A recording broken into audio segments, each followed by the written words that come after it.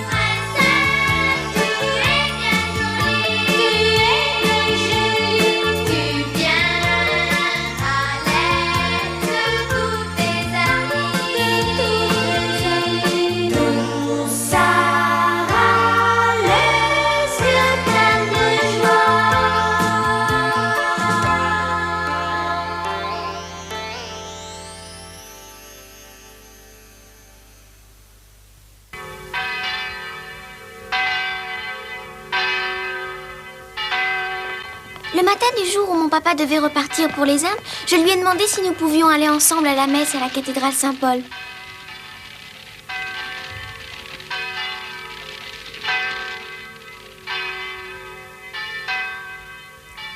Il ne me restait plus que quelques heures avant le départ de mon papa. Pour lui cacher ma tristesse, je lui parlais sans arrêt.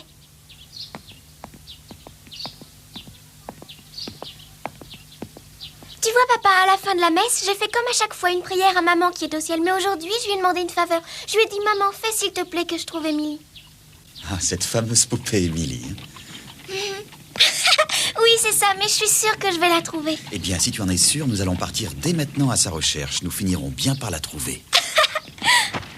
Comme je suis contente. Peter ?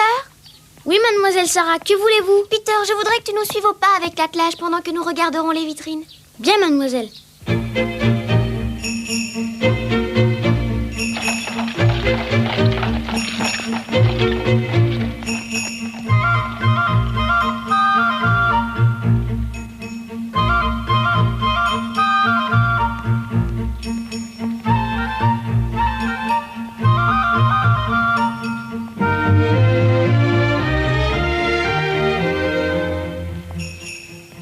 Papa, allons voir plus loin.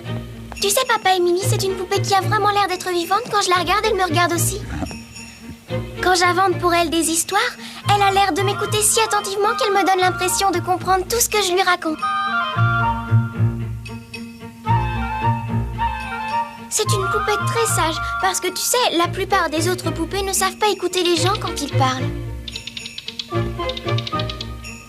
Mon Émilie, elle n'est pas comme ça.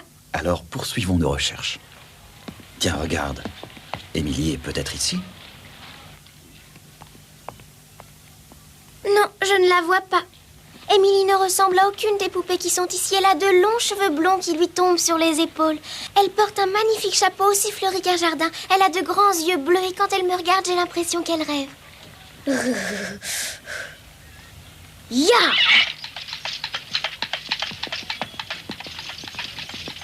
Tu sais, papa, quand nous sommes partis des Indes, j'ai dû quitter mes amis. J'étais très triste. Je savais que nous ne pourrions nous revoir avant longtemps. Je sais que de vrais amis, c'est fait pour s'entendre pendant toute la vie. C'est pour ça qu'Émilie et moi, nous resterons amis pour toujours. Je suis sûre qu'Émilie voudra bien devenir ma meilleure amie et le restera. J'en suis certain.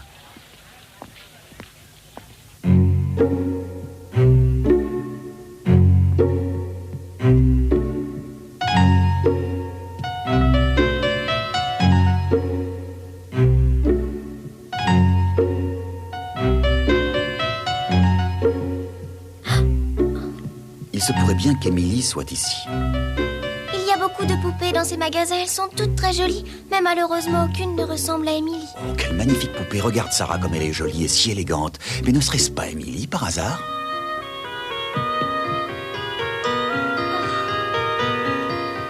du tout, papa. Émilie, elle a la bouche légèrement entrouverte, comme si elle voulait elle aussi me raconter des histoires. Cette poupée-là ne sait pas raconter d'histoires. Oh mon Dieu, quel dommage.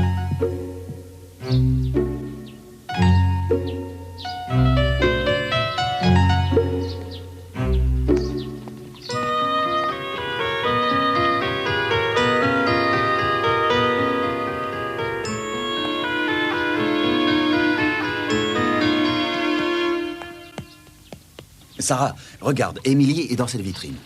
Papa, j'ai l'impression qu'aujourd'hui, tu ne veux rien comprendre de ce que je t'explique. La poupée qui sera ma meilleure amie n'est pas comme Bon, ça. alors excuse-moi ma petite Sarah, mais je trouvais qu'elle ressemblait à Émilie. Écoute, papa, je t'ai dit tout à l'heure qu'Émilie a de longs cheveux blonds et des yeux bleus. Cette poupée-là a des nattes et des yeux noirs. Ah, en effet, alors tu as raison, ce n'est pas Émilie. Allez, Jump, attrape, c'est pour toi. Je suis très ennuyé, ma chérie. Tu sais, depuis le temps que nous cherchons Émilie dans tous les magasins, j'ai peur qu'on ne la trouve jamais. Que ferons-nous? Papa, ne t'inquiète pas, je suis certaine qu'Émilie est quelque part près d'ici. Elle m'a promis de m'attendre à Londres et une amie tient toujours ses promesses. Elle t'a promis? Oui. Mhm. Tu sais, quand on a décidé que je partirais des Indes et que je devrais te quitter pour venir ici à Londres pendant quelques années pour continuer mes études, eh bien c'est à ce moment-là que j'ai commencé à penser à Émilie dans mon cœur. Nous nous sommes fait la promesse réciproque de nous retrouver à Londres. C'est pourquoi je dois absolument la trouver, alors continuons nos recherches. Mhm.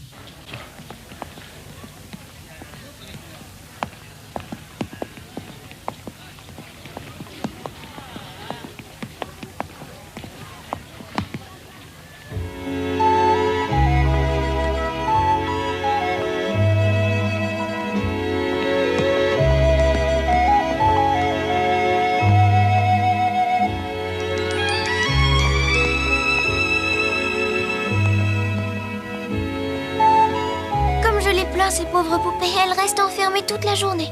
Sarah, ne t'inquiète pas, Émilie n'est sûrement pas dans ce genre d'endroit. Tu te rends compte, papa, si jamais Émilie était comme ça, sans vêtements, comme elle serait malheureuse. Il fait si froid l'hiver dans ce pays. Oh, papa, regarde! Que se passe-t-il? C'est Émilie, c'est elle, papa, regarde, Émilie est là! Quoi? Papa, mais tu ne la vois pas, regarde, je la reconnais, c'est elle!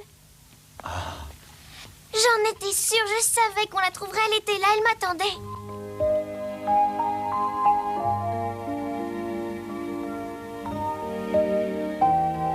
Dès que je l'ai vue, mon Émilie, je l'ai reconnue, j'ai tout de suite compris que c'était elle. Émilie aussi m'a reconnue au premier coup d'œil. C'est normal, c'est mon amie.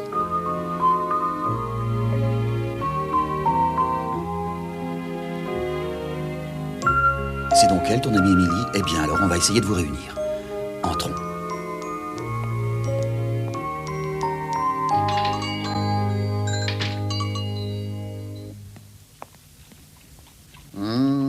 Ce que vous me demandez m'embarrasse. Depuis des années, nous avons acquis notre réputation comme couturier pour jeunes filles. Et cette poupée est l'emblème de notre magasin. Nos clientes la connaissent bien. Elle nous sert à présenter nos modèles. Et j'ai bien compris qu'il ne s'agit pas d'une marchandise, mais ma fille y tient absolument.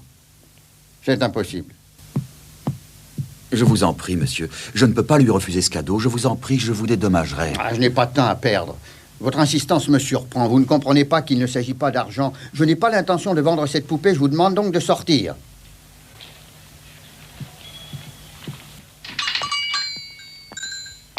Sarah, je suis vraiment désolé, mais cette poupée n'est pas à vendre. Il faut que tu comprennes, ma chérie. Sarah, où vas-tu? Bonjour, monsieur. Mmh. Je m'appelle Sarah, je suis ici avec mon papa. Je suis venue des Indes pour entrer en pension. Il reprend le bateau aujourd'hui et moi je vais rester ici. Personne pour me consoler, personne sauf mon amie Émilie. Émilie? Oui, Émilie, c'est le nom que j'ai donné à cette poupée. Je serai sa meilleure amie, je m'occuperai d'elle comme si j'étais sa maman.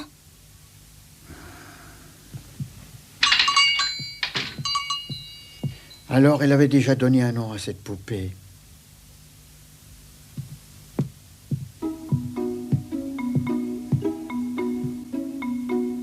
Eh bien, c'est entendu, mademoiselle. Puisqu'elle vous plaît à ce point, je vais vous faire ce grand plaisir. Je vais vous offrir la poupée que vous aimez. Ça n'est pas à vous que je l'offre, c'est à votre fille. C'est une enfant charmante et très exigeante aussi. Regardez, elle est de toute beauté. C'est une de mes plus belles poupées avec une tête en porcelaine, un véritable chef-d'œuvre. Bon, je vais la mettre dans une boîte. Non, monsieur, s'il vous plaît, il ne faut pas lui faire cela. Si vous mettez Émilie dans une boîte, elle ne pourra plus respirer. Oh, j'oubliais, vous avez raison, il ne faut pas. Tenez, prenez Émilie dans vos bras, je sais qu'elle y sera bien.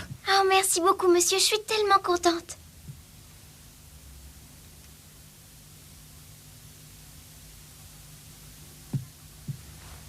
Mais ma petite Émilie va prendre froid si elle n'a que ces vêtements-là. Il faut absolument lui en trouver d'autres. Ne vous inquiétez pas, mademoiselle. Nous avons confectionné des quantités de vêtements. Toutes sortes de chapeaux, de manteaux, de robes de velours de toutes les couleurs, de la lingerie de dentelle, de nombreuses paires de gants, des chaussures à la mode. C'est bien normal, après tout, c'est notre spécialité. Quelle chance merveilleuse. Dans ce cas, monsieur, j'espère que vous me permettrez de vous dédommager largement pour tous les vêtements que vous donnerez à Sarah. Bien, comme vous voulez. Puis après tout, je suis aussi un commerçant.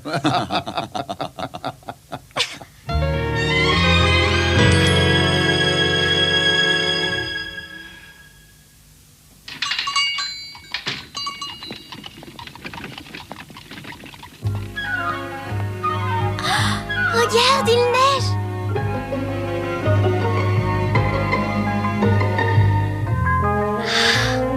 C'est la première fois que tu vois de la neige? Oui, papa. Regarde, Émilie, regarde. C'est la neige. C'est ça, la neige.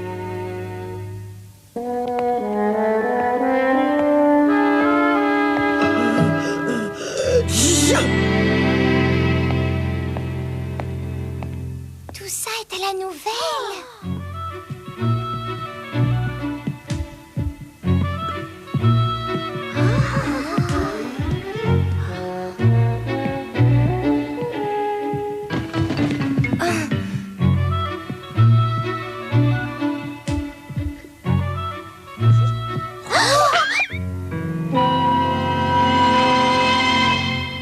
Allons, mesdemoiselles, ne savez-vous pas que la curiosité est un vilain défaut? Si, mademoiselle.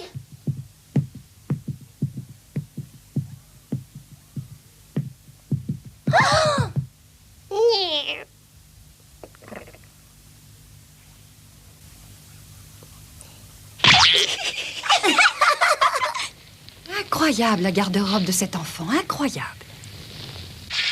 Je n'aurais jamais pensé qu'une fillette de cet âge-là pouvait avoir une garde-robe aussi importante. Des manteaux, des robes, des jupons venant de France. De la lingerie en fine dentelle, des mouchoirs brodés, des douzaines de paires de bas de soie. Moi qui aimerais tant en avoir une seule. Amélia, Oui? dis-moi, Amélia, j'aimerais savoir ce que tu penses de cette jeune fille. Moi? Je crois que c'est une charmante enfant. Elle a l'air d'être très sage et très intelligente. On dirait une princesse, comme dans les livres. Cette petite a été terriblement gâtée par son père. Une enfant gâtée à ce point se montre souvent très difficile et n'a de cesse d'obtenir ce qu'elle veut. À mon avis, une enfant aussi gâtée ne pourra jamais s'adapter à la pension. Cependant, je me réjouis d'avoir cette jeune fille dans mon école. Inutile de préciser que c'est uniquement parce qu'elle a apporté à l'école un soutien économique conséquent et non pas par affection. Amélia, il va falloir que pendant quelque temps, au moins, Sarah soit particulièrement bien traitée. Ah, au cours des conversations que j'ai eues avec M. Barrault à propos de M. Crew et sa fille, il a répété maintes fois que son père fait tout ce qu'elle veut. Si un jour il lui prenait l'idée d'écrire à son père pour lui dire qu'elle ne se plaît pas dans notre école, il serait tout à fait capable de nous la retirer immédiatement. Ce serait une catastrophe pour la réputation de notre école et aussi pour notre budget. Il faut à tout prix éviter cela. Tu as bien compris, Amélia, tu préviendras tout le monde. Oui, très bien, mademoiselle la directrice. Les voilà, justement. Recevons-les le mieux possible. Oui, mademoiselle la directrice.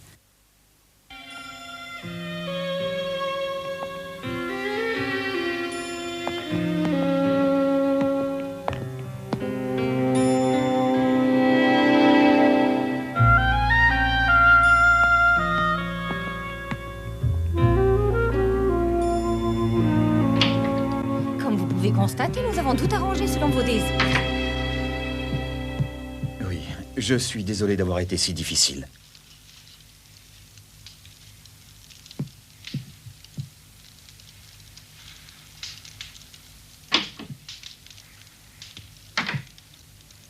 Je voulais vous dire, monsieur, que beaucoup de vêtements n'ont pas pu entrer dans les armoires. J'ai dû en laisser certains dans les malles. Très bien, merci.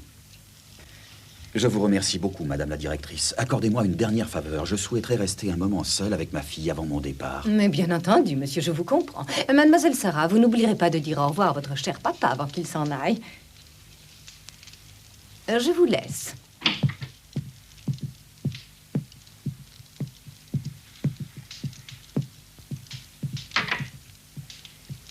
Tu seras bien ici, Sarah.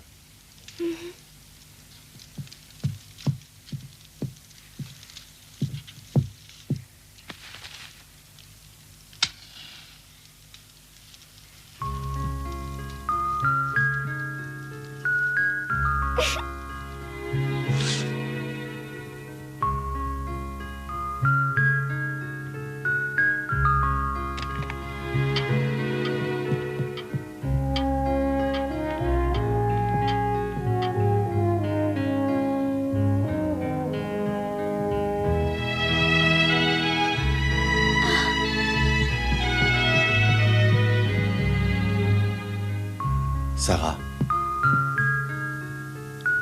Réfléchis, ma chérie. Tu es sûre que tu m'as bien dit tout ce que tu voulais me dire?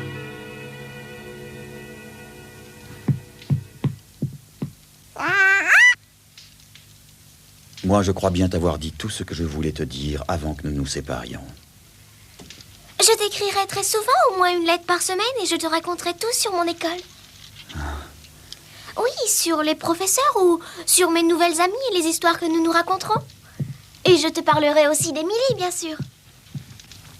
Eh bien, moi, je t'écrirai 2 fois par semaine, si tu veux. Je te parlerai des Indes, de mon travail aussi.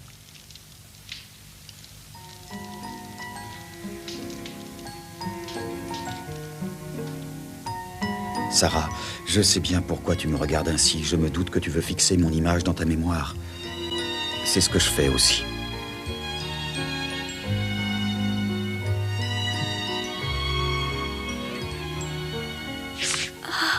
Regarde cette photo. Tu te souviens de cette photo, Sarah? C'était dans notre maison au Cachemire avec ta maman.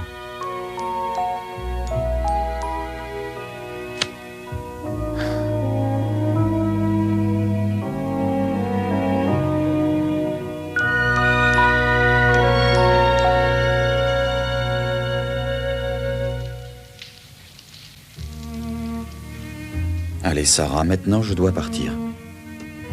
Papa, je crois que je préfère rester ici. Parce que je ne veux pas que tu me vois pleurer. J'aurais honte, papa. Sarah, ma petite fille, ma chérie, moi aussi j'ai envie de pleurer, je vais partir vite.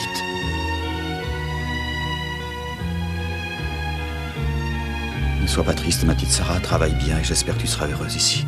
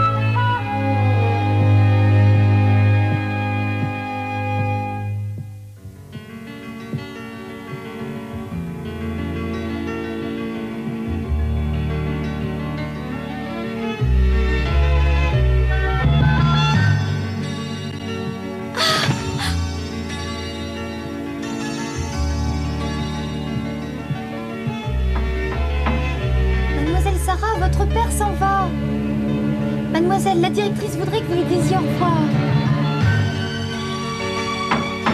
Mademoiselle Sarah. Mademoiselle Sarah. Mademoiselle.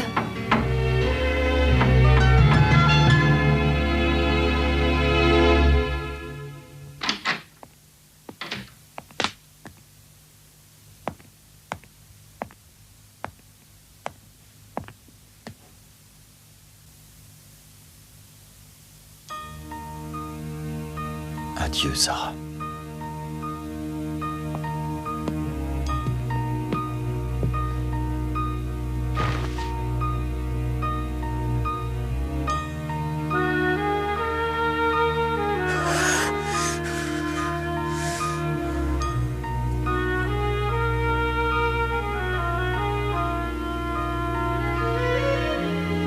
Conduis-moi au port. Oui, monsieur, à vos ordres. Ya!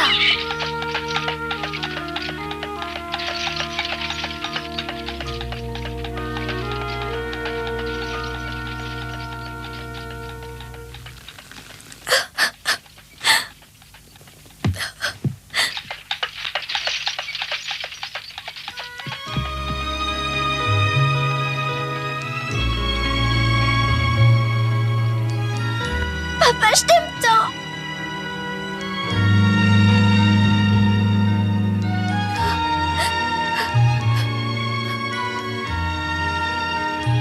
Ça y est, Émilie, papa est parti.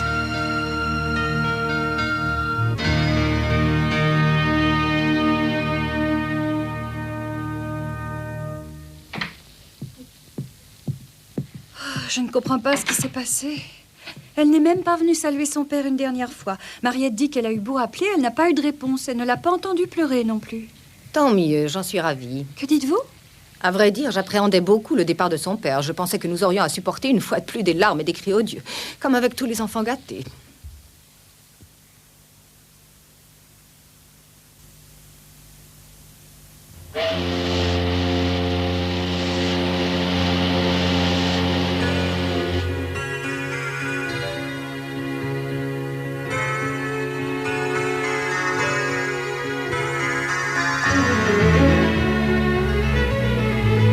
Quand papa est parti, je n'ai pas pu m'empêcher de pleurer.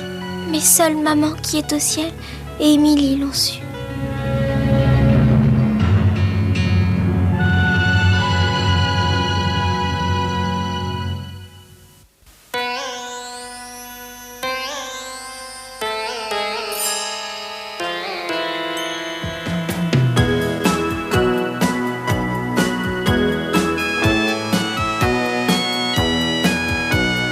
Princesse Sarah, mignonne petite fille,